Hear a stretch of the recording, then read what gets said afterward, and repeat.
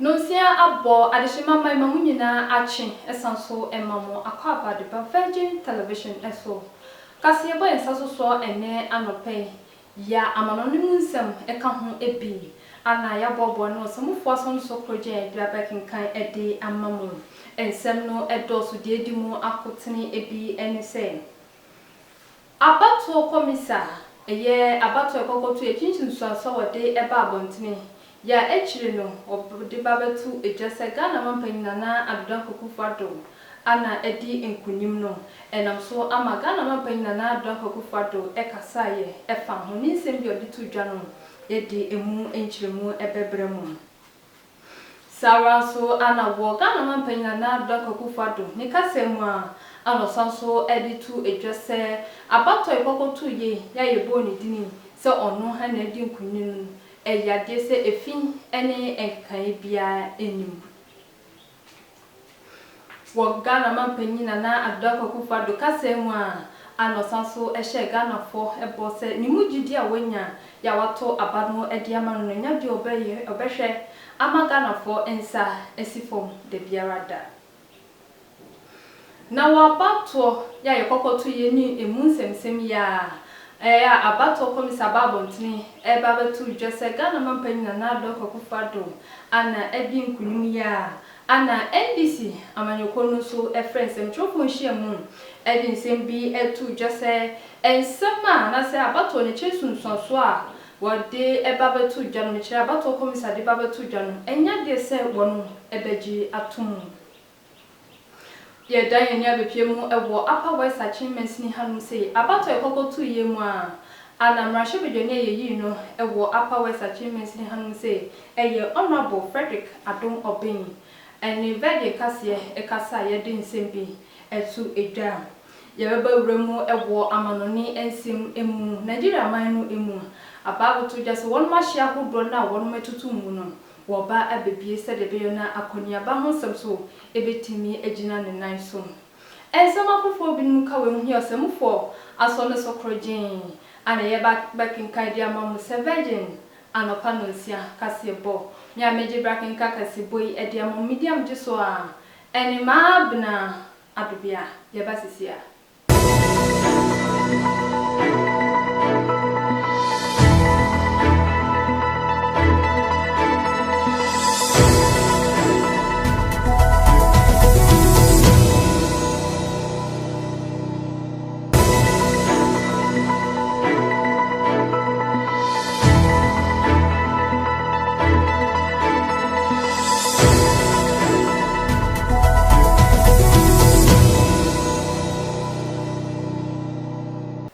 Ebusiafo esanso emamakwaba edibakase bono eso na ye share asie dia abato komisa abato ekokoto ye chensunsunso odibabetu dwa ese Ghana mampanyina na adodan kokufado ana afa abato na se wodi nkunim no wodibabetu dwa no mu no ana Ghana mampanyina na adodan kokufado eso babontene edibabetu edwase se wohwa coronavirus ya de no eba o manga na mu no eyade se enunu bedi yenya pantitru ewo yesikasem so enti sabre ya Ghana fo enye ne mugidi asanso ato aba no edi ama no obeboa ama yesikasem ya na aye basa no etimi asanso agina ne nan so ebie. Immediate task will be to continue with the process of reversing the effects COVID-19 has had on our economy and on our lives, and put the nation on course for full economic recovery and development. Before the pandemic struck, Ghana in recent years was one of the fastest growing economies in the world. I give you my word, we will regain that reputation. Fellow Ghanaians, I say a big aiko to the chairperson, deputy chairpersons, commissioners, directors, returning officers, electoral officers, and the agents of our respective political parties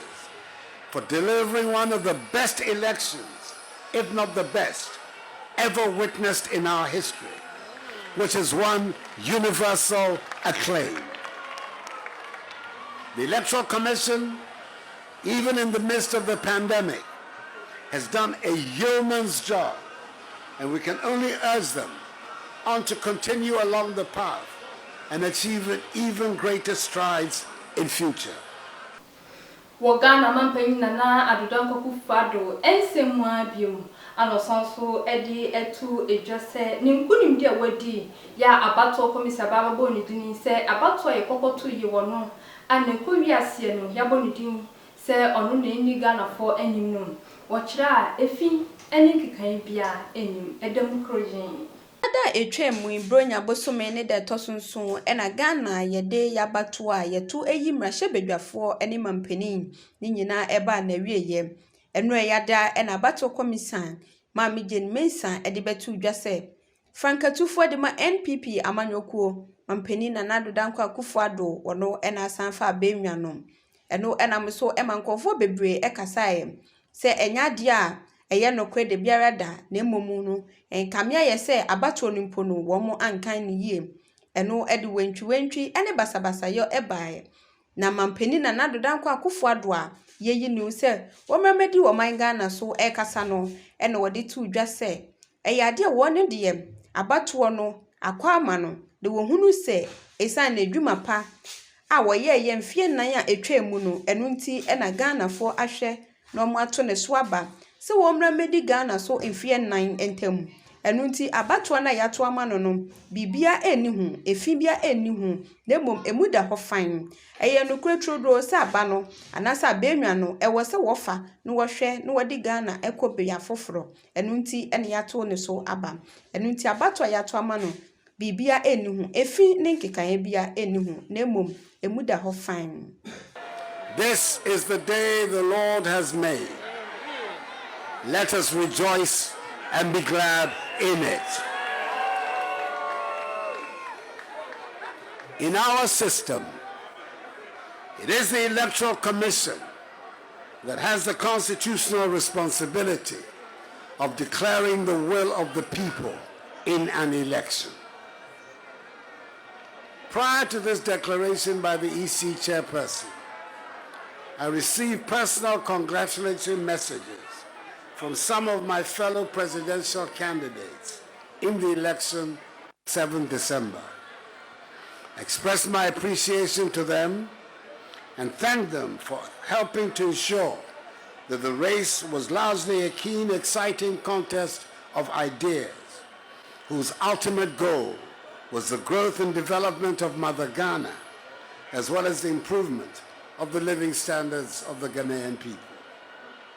Fellow Ghanaians, I must at the outset give thanks to Almighty God for his continued mercies and for granting my party, the New Patriotic Party, and I, this all-important win. It has been a hard-fought one, which has resulted in an incontestable result, and we are duly grateful for how far he has brought us. We were confident at the beginning of the campaign that the considerable amount of work we had done since coming into office in 2017 would secure for us 4 more years in office. And the declaration made by the returning officer has set us on that path. For that, I'm extremely grateful to you, fellow Ghanaians, for this victory. I am deeply humbled again by your show of confidence, and I do not take this lightly. There could be that tendency for an incumbent president who has just secured a second term in office to, as it were, take it easy and relax, because there's nothing more to lose. Yebuswa ewo Ghana mampeni nana adudanko Akufo-Addo akachi na woni senka yemo ebioma anosanso ehye Ghana fo ebo ese Ghana fo ni mujidi awanya ya wa sanya ni mujidi akwakoto aba no ede amanu biem se emfie nan ye den yenim no wonsanso entena so na onye na empuntunwuma ese na fata no timi aba o man Ghana mu nti obeboa ama mpuntunwuma ese na fata se eba o man mu no etimi aba nemu no enya de se oba behwe ama Ghana fo ensa etimi esi efom. Bronya ne de tosunson meche edwade ye atwam ena Ghana yede yabato ni nyina eba na wieye eno na enre yada abato komisa opanipa dwamtinani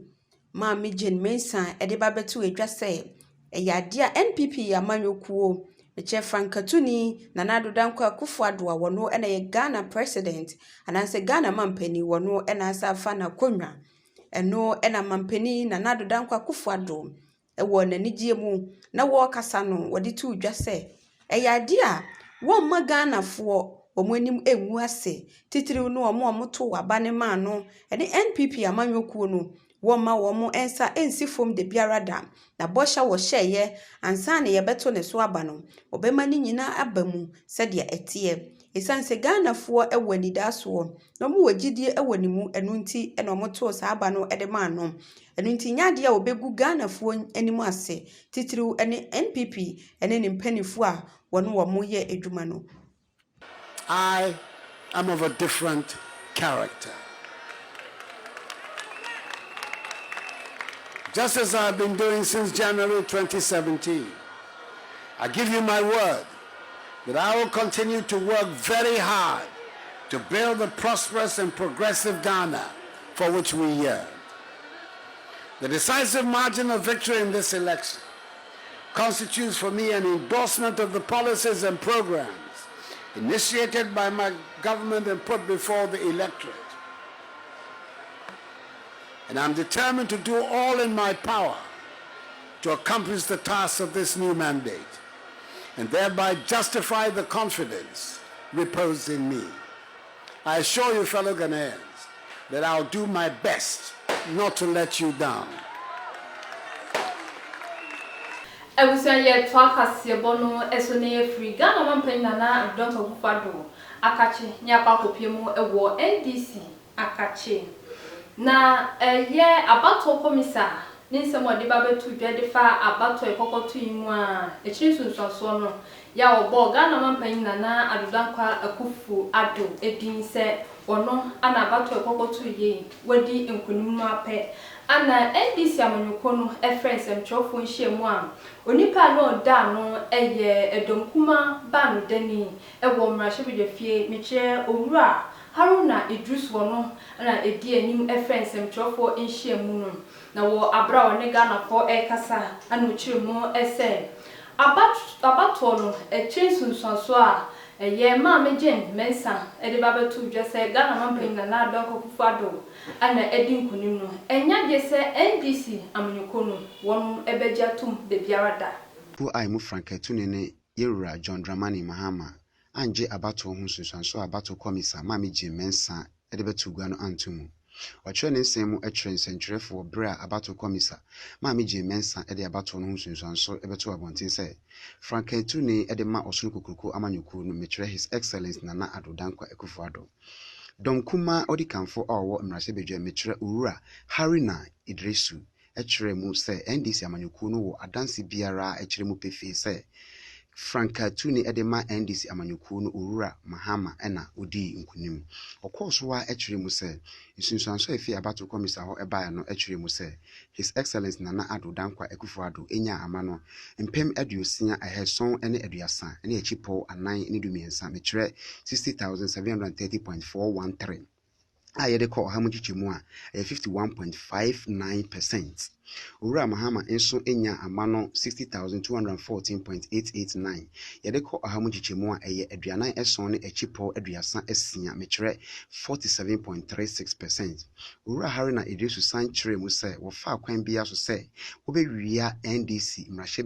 ene Frankatuni Owura Mahama. Owura Haruna Idrisu ne kasemu no ochire mu se NDC amanyuku no achire won anodisem ede akoma abato komisa Owura Yere Maami Jane Mensa ansana ode abato no ho nsunsuanso no ebetu gua. On some occasions, attacks in uniform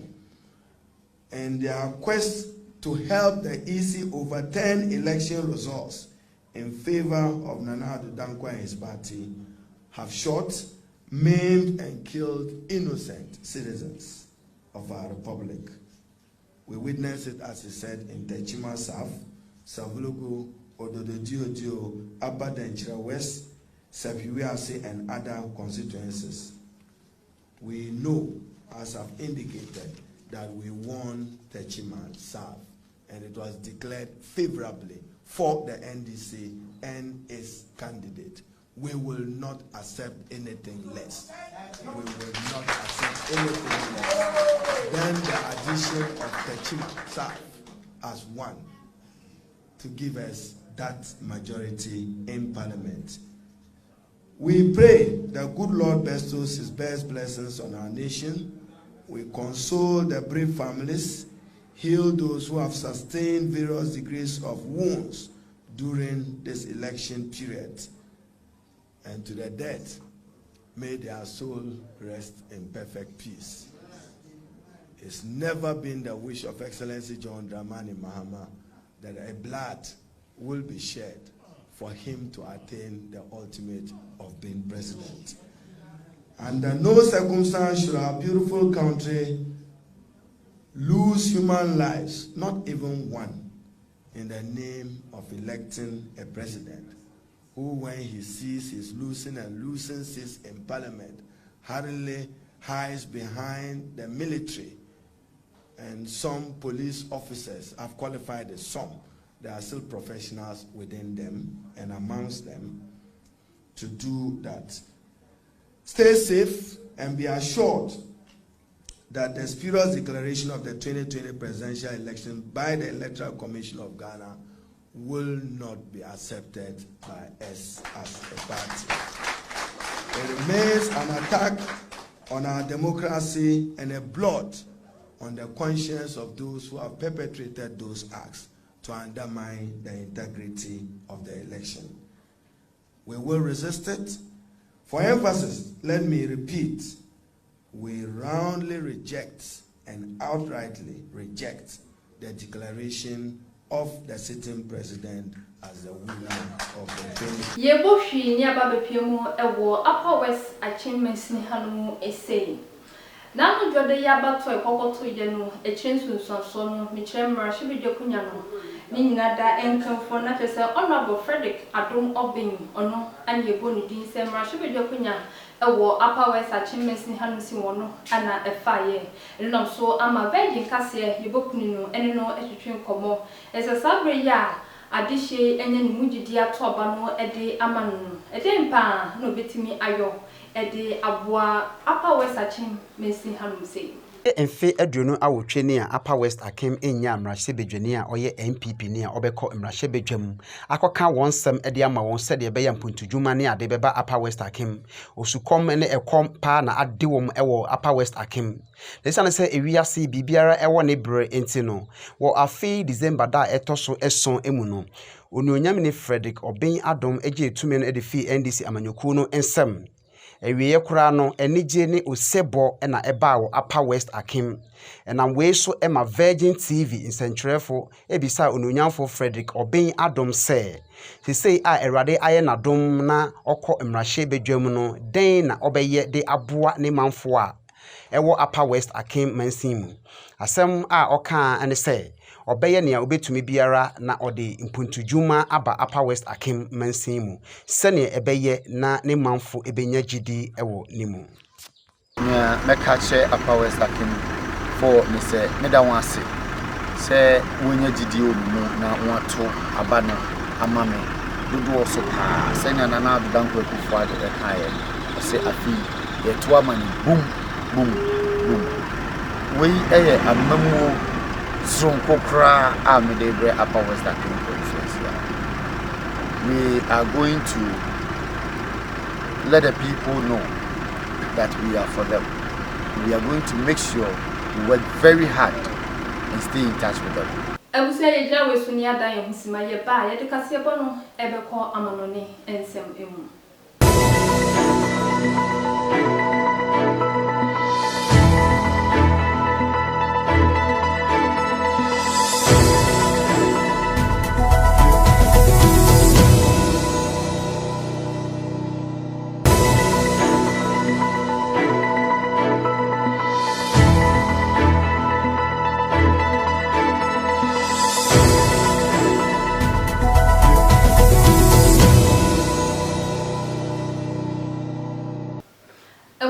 so mama kwa babiem e de ba virgin anopa no nsia kasebo eso na ye to ansem no eso dia ne eda nya kopiem ewo amanoni ensem emum wo amanoni ensem emum Nigeria man mu e ba beto dwase na nipa bonfo bi no e de enuboni bi ene akodie bi ense na fata ewura Nigeria man mu emu amenu no so wono mampanyini Muhammadu Buhari ejina so etoto wono ahia hodo na emu na ababeto dwase sese no eniboni ana ekoso no abafom kakra no so ama wono mampanyini Muhammadu Buhari e de ababeto edwase wo babehwe na wono ahia hodo na wono ene amahodo bi no so ehye no eyade se wo babehwe na wabiebie na bibia so etimi akoso toten Buhari eye Nigeria wo mo mampani wono enenei wodi ababetu edwase eye ahia hodo a na Nigeria ene oman foforo ehye beche oman bi etise Benin Niger ene de keka ho ye no wo mo ehye mche borders ahodo no wo mo etutu mu eye afia etwam ni nyina ene se na wo mo ehwe wo mo hunu se oman Nigeria enipa bonfo etimi ewia nneoma mitise enuro ene akode de free oman Nigeria mu de kwa oman foforo eso sanso na oman foforo nso etimi de nneoma boni efa sa ahye ne so eba oman Nigeria emu enu nti na omo hwe ya wo mototo sa ahye no nyina emu na no na nei wodi ato edwase eya ade a wo mo ehwe kwan se na kakra akai wo mo bebiebie sa ahye no meche borders ebi etise Benin Niger ene Chad omo ene omo na ehye ahye womo ebebie se de ebeya womo betimi na bibia akonkan e wo man Nigeria ene wo man ahodo a ebembe womo no emu esanses womo ehwa sesi asa etuturasem no anase nneoma bone no eyade abrase e wo oman Nigeria mu anase eni hokora ewie ebusia na wesu ne yegina na kase kwa ebobo ano e de babeso mo ene anopai ese virgin anopa no nsia kase bono ha ani edini nyina esi asida no enkomo bibia oboaye ema kaseboi ekoso toten na wo fie so awohwe no ye de wase bebre ya mejebre ekenka kaseboi edema media meje so a enema bna adobia nyima munyina mo nhwe nitia adehye